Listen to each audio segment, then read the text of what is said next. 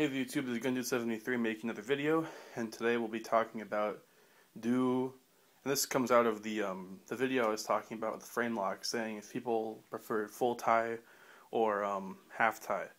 And a few people were saying that, well, it's not really fair, if the G10 scale or the carbon fiber scale has a liner. So this video will be discussing, does G10 really need that liner, or is it completely just, extra? Superfluous. In my opinion, it's just an extra little security blanket type feature that people build into knives. Is it necessary? In my opinion, no. And here I have a couple. Have the Tilt, the 0550 ZT, and my Lacanico Jasmine. Now, these three are all tie frame locks, and they all have scales that are other than titanium as their front, but the Lacanico is linerless under that G10, as you can see, just G10. The ZT features a steel liner, and the Tilt features a heavily milled titanium liner. Now, in my opinion, you don't really need a liner underneath this scale material. G10 and carbon fiber are really tough materials. Like on my Lacanico here, when I squeeze the knife together, there is no flex.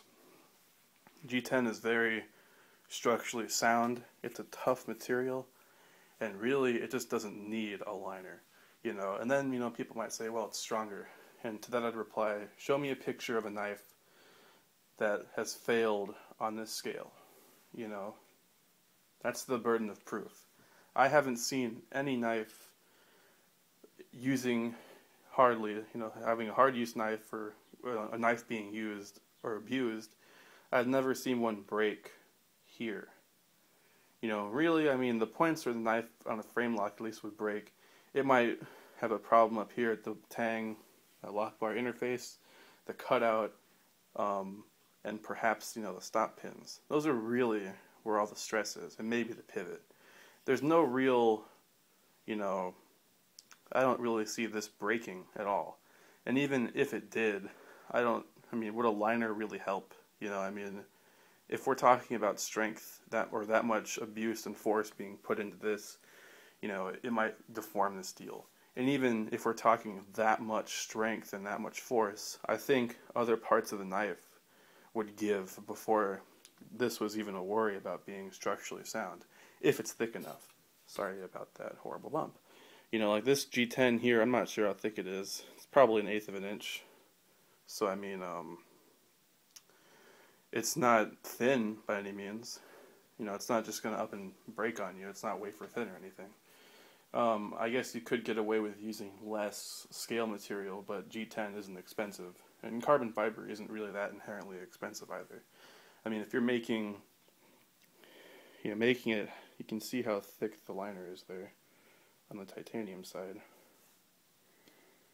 Doesn't really want to focus. Thanks a lot. You can see it's not super thin. Well, it is pretty thin.